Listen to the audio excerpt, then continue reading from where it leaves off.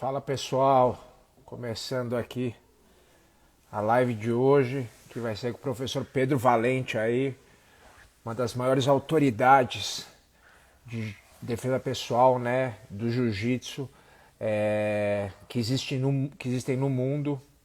Ele vem já de uma família de lutadores, né? O pai dele foi aluno e um dos melhores amigos do professor Hélio Gracie. O avô dele treinou também. Deixa eu pegar aqui ele aqui com a gente. Obrigado aí todo mundo que veio, especialmente o professor Pedro Valente aí que tá. Fala, professor. Fala, meu amigo. Tudo bom? Tudo bem? Como é que você tá? Tudo ó. Tá cheio de livro aí atrás, igual eu aqui. Estamos na biblioteca da academia aqui. Pô, que legal, que legal. Eu tava ouvindo agora, tava na correria e tava ouvindo uma entrevista que eu ainda não tinha ouvido de você com o Fábio. Muito legal, viu? Muito legal a Poxa, obrigado. entrevista. Foi muito bom. Ô, Pedro, bom, em primeiro lugar, obrigado por ter participado, né? Semana passada, essa semana, eu dediquei a falar muito sobre defesa pessoal no jiu-jitsu, né? Que é uma coisa que eu acredito já desde lá da época que eu treinava no Fábio, que o jiu-jitsu ele é uma arte marcial completa e às vezes a gente esquece isso e acaba se focando numa coisa ou outra.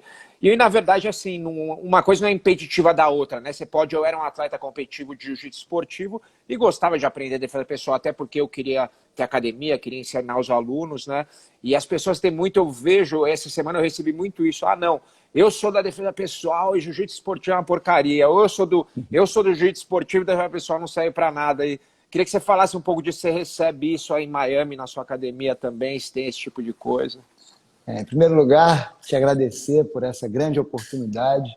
Obrigado. Eu vi os programas que você fez, essa série sobre defesa pessoal, com grandes vultos da nossa arte, o Fábio, o Rickson, o Silvio, né, mestres.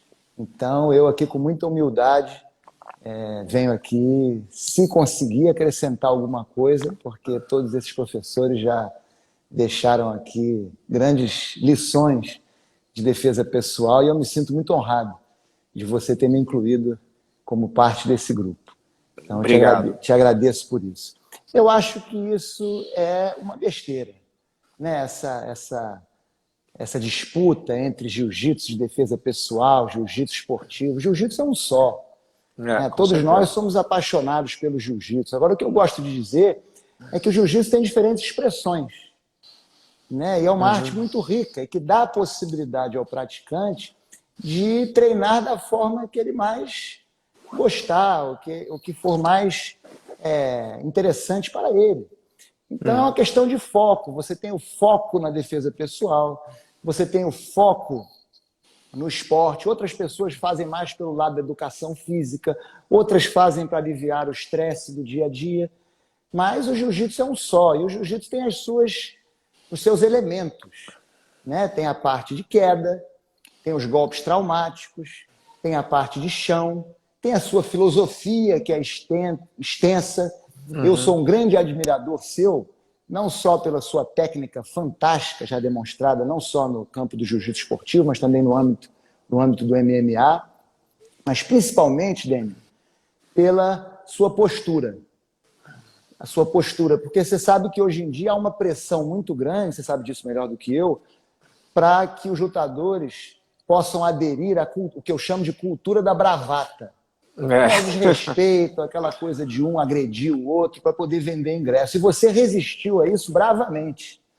Você sempre praticou a cultura do respeito, né? A cultura da humildade acima de tudo, que é a cultura do jiu-jitsu, é a cultura da arte marcial. Então, eu acho que, acima de tudo, o jiu-jitsu é uma grande filosofia. E aquele que é apaixonado pelo esporte, que pratique o jiu-jitsu como esporte. E tem o meu respeito. E quem quer aprender uma técnica eficiente de defesa pessoal, que já vem sendo feita há anos e anos, inicialmente no Japão, depois em todo o mundo ocidental, na Europa, no Brasil, com os irmãos Gracie.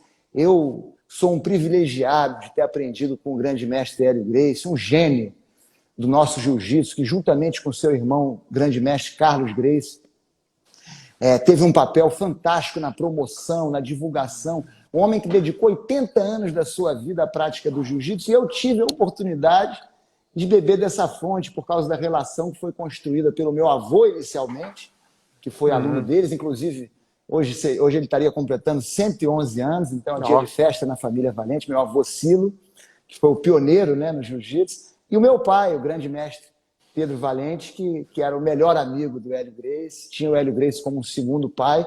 Então essa relação familiar deu a mim e aos meus irmãos a possibilidade de treinar diretamente com o Hélio Gracie, que tinha esse foco na defesa pessoal e nos inspirou a seguir essa linha. Mas essa disputa entre jiu-jitsu esportivo, jiu-jitsu defesa pessoal, um criticando o outro, né? Essa coisa de que se você não sabe defesa pessoal, então você não sabe jiu-jitsu. Eu não sou a favor dessa postura, não, porque eu acho uma postura arrogante que não combina com o nosso jiu-jitsu. Com certeza. E aí você começou a falar do seu pai, do seu avô. Eu sou um apaixonado por história também. Até, cara, sempre busquei tudo que eu podia de luta, de jiu-jitsu. E quando moleque eu praticava outras artes marciais, tudo de luta. E a literatura de jiu-jitsu era muito escassa, né? E aí, agora com o livro da Reila, que ela lançou há alguns anos, que é um excelente trabalho, eu tô lendo pela segunda vez. E aí eu tava vendo, né, como você falou, seu pai era um melhor amigo do Hélio Gracie, né? E seu avô treinava na academia, aí seu pai começou a treinar. E seu pai é médico, né, Pedro? Meu pai foi médico. Meu foi pai, médico, foi cirurgião, exatamente. Foi médico, E como é que foi essa... Porque assim, eu tava pensando, né, cara, quando eu comecei a treinar lá nos anos 90, viver de jiu-jitsu era uma coisa... Viver de esporte no Brasil já é uma coisa difícil. Viver de luta, mais ainda. E aí quando eu li o livro da Reila a primeira vez, eu falei, cara, os caras fizeram um negócio... Tudo bem que o produto que eles desenvolveram é um negócio fenomenal, né? De eficiência, de ser agradável de treinar, de tudo que a gente pode ficar enumerando aqui. Mas eles viviam do esporte numa época que nem jogador de futebol vivia do esporte, né? Nos anos 50, lá na Academia Gracie da Rio Branco e tal. E eu fico imaginando você, né, que vem de uma família de médicos, e aí você decide viver do jiu-jitsu. Até houve alguma coisa na sua família? Como foi essa decisão? Seu pai apoiou, né? Porque eu não sei, apesar de ele sempre ter treinado, talvez ele quisesse que você seguisse outros passos, não sei. Essa pergunta é muito interessante e eu acho que ela é muito pertinente nesse momento que a expressão de defesa pessoal está vivendo no jiu-jitsu. Porque eu escuto muita gente falando que quer aprender defesa pessoal pela questão comercial, para que possa atrair mais alunos. E eu não acredito que esse seja um caminho positivo. Eu acho que aquele que é apaixonado pelo jiu-jitsu esportivo e que não tem interesse em defesa pessoal não deve focar nisso, deve focar no esporte, deve focar na sua paixão e tem condições de ser bem-sucedido nesse ramo. A defesa pessoal deve ser explorada por aqueles que acreditam na defesa pessoal, que acreditam no poder transformador da defesa pessoal e que querem fazer isso por ideal. Eu acredito que um professor de jiu-jitsu deve ser um idealista. Então, eu venho dessa família de médicos, como você bem disse, que sempre tiveram jiu-jitsu presente em suas vidas, mas não como profissão, e sim como uma forma, um estilo de vida. E eu, quando vim para os Estados Unidos, eu vim estudar na Universidade de Miami, estudei administração de empresas, fiz o mestrado em finanças, em marketing, e confesso que naquele momento que terminei o meu mestrado, eu tinha propostas de emprego que me dariam, no lado financeiro, uma situação muito mais confortável. E eu imagino que hoje em dia estaria melhor financeiramente se tivesse trilhado um outro caminho. A razão pela qual eu escolhi o jiu-jitsu não foi financeira. Foi exatamente por ideal, por acreditar na profissão de ajudar o próximo através do jiu-jitsu. Meu avô, Silo, sempre dizia, sem caridade não há salvação. Então, eu acredito que ensinar jiu-jitsu é uma forma de caridade, é uma forma de ajudar o próximo. E a defesa pessoal se presta muito a isso, porque a gente pega uma pessoa e ensina ela como se defender numa situação crítica, uma situação de vida ou morte. né? Dar a ela elementos para se defender até de um ataque com arma, melhorar as suas chances de sobreviver uma situação que poderia ser mortal. Então, a razão pela qual eu ingressei no jiu-jitsu como profissão foi exatamente a inspiração que eu tive dos meus mestres, principalmente do grande mestre Hélio Gracie, que era um idealista, um homem de grande convicção, que acreditava piamente no que ele ensinava, não só na filosofia, mas também na técnica. Eu admirava muito aquilo, e meu pai também admirava muito aquilo. Então ele me apoiou, porque ele queria que eu representasse aquilo que o Hélio Gracie foi em um determinado momento da vida dele. Como você citou, os anos áureos, gloriosos da Academia da Avenida Rio Branco, que produziu alunos fantásticos e professores fantásticos, como o grande mestre João Alberto Barreto, grande mestre Hélio Vigio, grande mestre Armando Vritti, fora os da família Gracie, grande mestre Carson Gracie, grande mestre Robson Gracie.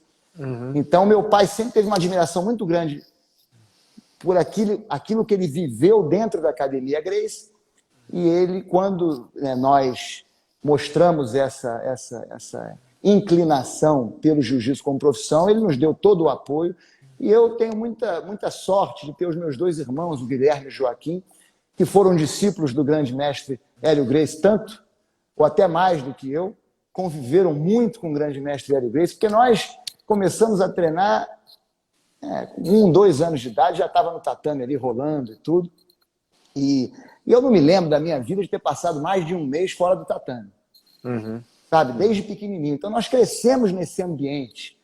Eu tive em Los Angeles as minhas férias em 88, 89, 90, 91, passava lá 2, 3 meses naquele ambiente quando o Rorion começou a Academia Gracie, com o Royce, depois o Rickson, o Royler. Tive muito convívio com o Royler no Brasil também, que foi meu professor, que é um craque também nessa parte da defesa pessoal.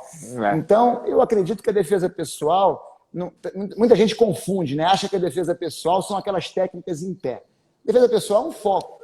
Se você tem um foco na defesa pessoal, as quedas são defesa pessoal. A luta de chão é defesa pessoal. Com certeza. Então, os golpes traumáticos são defesa pessoal. A noção de distância é defesa pessoal.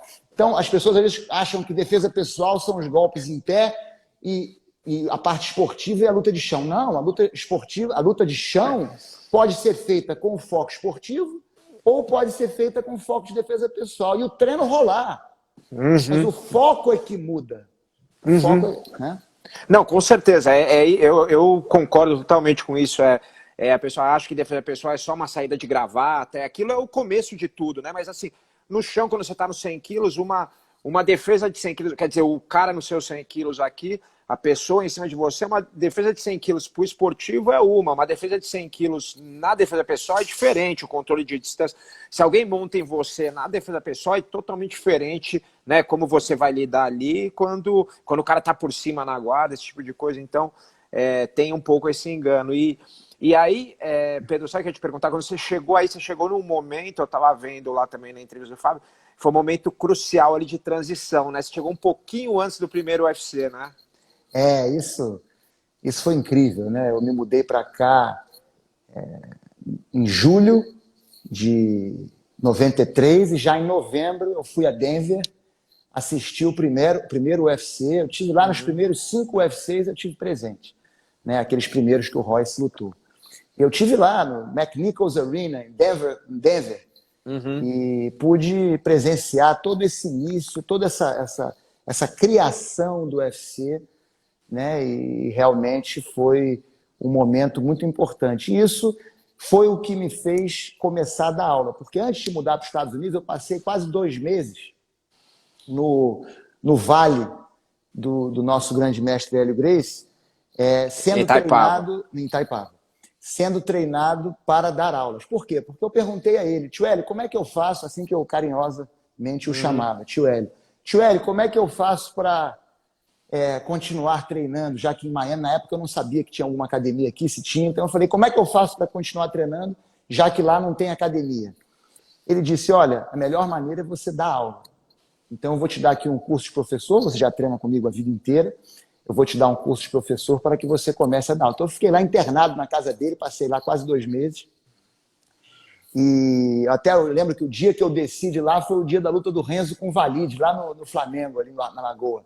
Aham. Foi nessa época. Então, fiquei lá fazendo esse curso, não só a parte técnica do jiu-jitsu, como transmitir as técnicas, porque ele era um gênio nessa Claro. questão Como falar com pedagógica o do jiu-jitsu, aluno, né? como falar com o aluno, como gerenciar uma academia também, porque a academia da Avenida Rio Branco ele considerava, e eu também acredito, que tenha sido a mais bem organizada e uma gestão mais perfeita que já existiu nas artes marciais, uma coisa que aqui nós tentamos, de uma certa forma, a nossa Aplicar. inspiração, vamos dizer assim. Uhum. Então, eu passei lá esse tempo fazendo esse curso e vim e comecei a dar aula aos meus amigos aqui na universidade. E com o UFC, que começou logo depois, aí houve uma explosão, cresceu realmente uma demanda muito grande. Alunos, amigos da faculdade me viam com a camisa da Academia Gracie e perguntavam, eu comecei a dar aula para um, para outro, fui no time de futebol americano, que o pessoal lá tinha assistido o UFC, comecei a dar uns treinos com aqueles mastodontes, É. e aí consegui ganhar o respeito deles e a coisa foi crescendo. Mas até eu me formar do mestrado ainda era uma coisa à parte na minha vida. Era Porque uma naquele dúvida ainda. momento era uma dúvida se eu ia, né? Eu não sabia. E só quando me formei do mestrado é que eu decidi realmente focar 100% no jiu-jitsu, e foi a melhor decisão que eu tomei na minha vida, porque é uma profissão muito gratificante, sem Com dúvida. certeza. Ô Pedro, você treinou nessa academia da Rio Branco? Treinei, foi lá que eu Como que comecei. é? É, isso que minha curiosidade. Eu fui lá uma vez, tava tendo. Quando eles iam. Acho que iam vender o prédio alguns anos atrás. E aí eu falei, cara, eu preciso conhecer esse lugar que é um lugar de uma importância histórica, que eu acho que deveria ser até um museu, não deveria nem ser outra coisa, né? É verdade. E aí eu fui conhecer a academia. E aí eu fiquei imaginando como deveria ser, como não era. E aí eu tô curioso, vou te perguntar isso, porque você teve lá, né? Eu só leio e ouço as histórias. Quando eu comecei, eles já tinham alugado o 17º andar, então eu peguei só o 18º, porque nos Uhum. anos 50, a academia tinha no 17º andar os ringues, e no 18º tinha um ringue particular. Tinham vários lá embaixo, mas tinha um lá em cima, e também tinha a parte de fisioterapia e massagem. Você imagina, naquela época, eles tinham um Aham. fisioterapeuta na academia, um massagista para cuidar Cara, é dos muito à alunos, frente do muito tempo, à né? frente do tempo, uma coisa É. realmente incrível. E quando eu fui, já estava lá no 18º andar. Então eu comecei lá, e aí depois nós fomos para o Vasco, mas a gente ali sentia aquela história, e eu às vezes descia, porque tinha uma escada que descia ali para o 17º andar, e eu ia brincar lá embaixo, e corria ali naquele local, e sempre escutava as histórias do meu pai e do Hélio Gracie, que ali era a academia, e tudo Aham. que ocorreu ali naquele espaço realmente fantástico. Depois o meu pai trouxe a Academia Gracie para o Vasco, para a sede náutica da Lagoa, que Ah, eu foi, li isso no livro. É. foi um momento de grande crescimento do jiu-jitsu. Deu um impulso muito grande, porque trouxe para a Zona Sul, no momento ali que o centro da cidade já não Uhum. tinha mais realmente não era onde as atividades físicas aconteciam, a questão do esporte. Então, meu pai, que era vice-presidente do Vasco na época, trouxe a Academia Gracie para o Vasco da Gama, e ali realmente houve um impulso muito grande no jiu-jitsu como esporte, a década de 80. E eu treinei no Vasco, depois fomos para o estádio de Remo, e aí depois para o Padre Antônio Vieira, hoje conhecida como Gracie Maitá, continua lá o Roker O Hooker tá dando lá. aula. É. Exatamente. O Royler, né, deu aula há muito tempo lá. Você falou do Royler de defesa pessoal uma vez. Sempre me interessei muito por essa parte. Uma vez eu estava em San Diego, eu estava morando lá, e o Royler mudou para San Diego. Aí eu pedi para ele se ele podia me dar umas aulas de defesa pessoal. Ele me chamou, fui na casa dele, num tatamezinho lá. Foi demais, e é isso exatamente o que você falou. Eu falei, ô Royler, pô, um dia eu treinei com o Rickson, ele falou isso aqui da minha guarda, eu tô me sentindo bem nessa minha guarda aqui. E aí ele me mostrou um monte de coisa junto com a defesa pessoal que tinha tudo a ver, né? Então essa visão, e que eu trouxe para o MMA também, que não tem uma separação, né?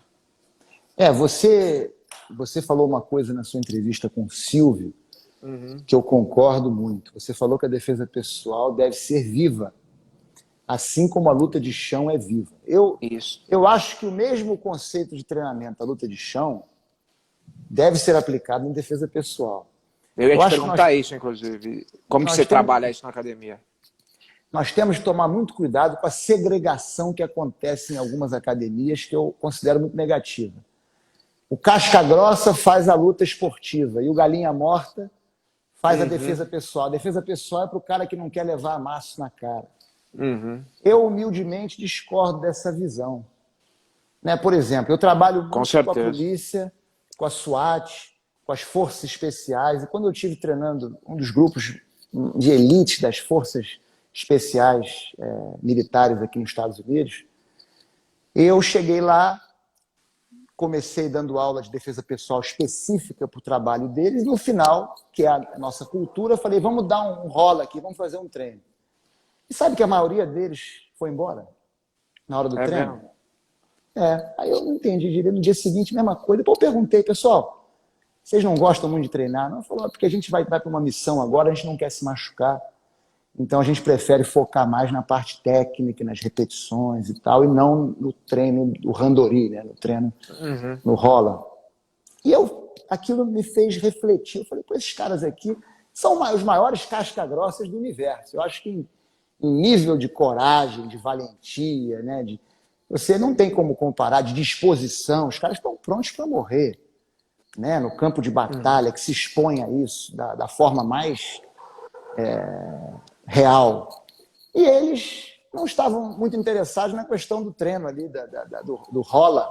Eles não achavam que aquilo se aplicava para o que eles faziam e achavam que o treino de defesa pessoal se aplicava mais.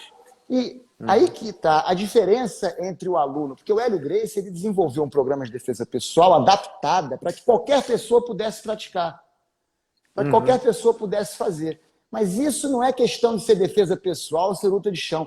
Isso é a forma de treino. Existem diferentes formas de treino, tanto para a defesa pessoal quanto para o chão. Por exemplo, no chão, eu posso fazer um treinamento estático sem resistência. Americano, você dá americano. Chave de braço. Eu passo o programa em você no chão. Estrangulamento, você dá. Não tem nenhuma resistência. Eu posso fazer isso até com um senhor de 90 anos.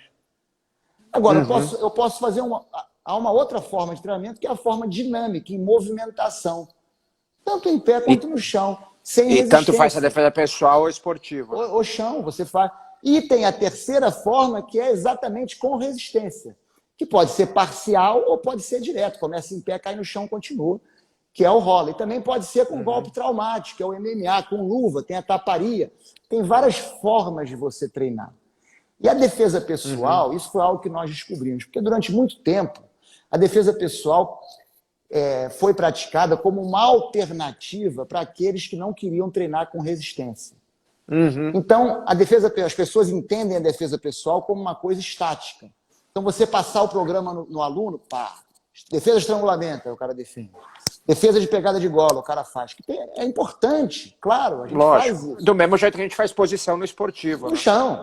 Só que se você ficar só nisso, principalmente o cara mais jovem, o cara que tem mais disposição, vai achar aquilo monótono.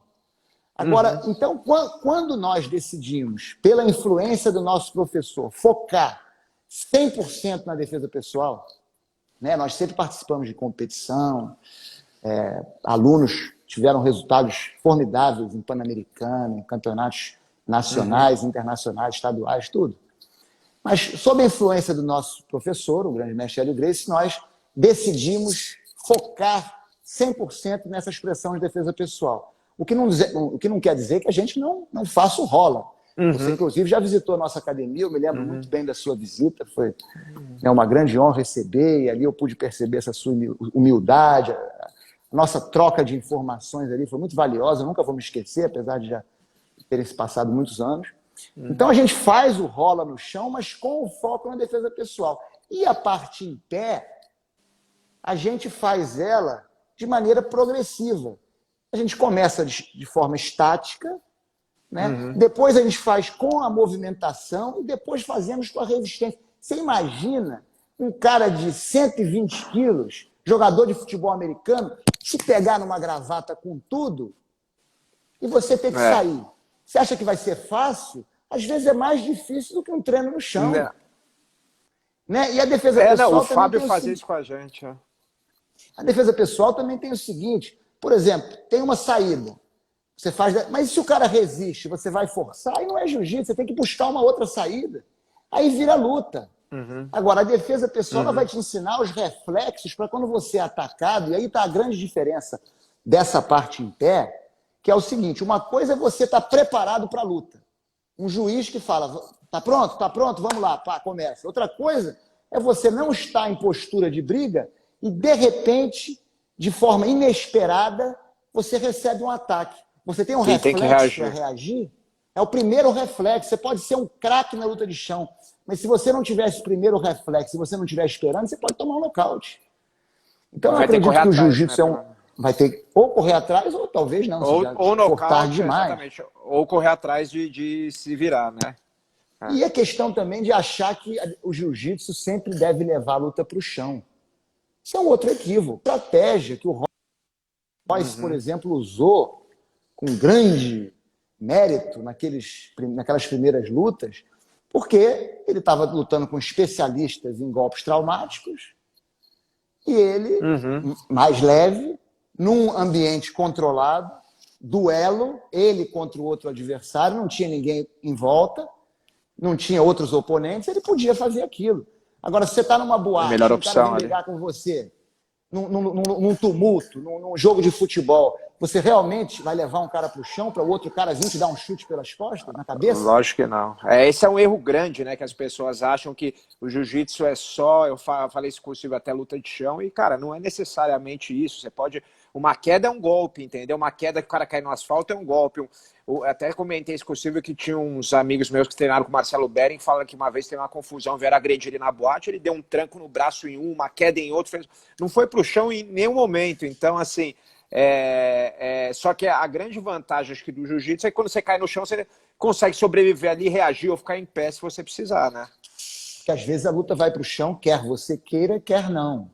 Então você tem que ter... A luta de chão é fundamental. Agora, para a defesa pessoal, se você só souber lutar no chão, não é suficiente. Você tem que saber lutar em pé. E os golpes traumáticos. Muita gente pensa que jiu-jitsu não tem golpe traumático. Claro que tem, soco, chute, cotovelada.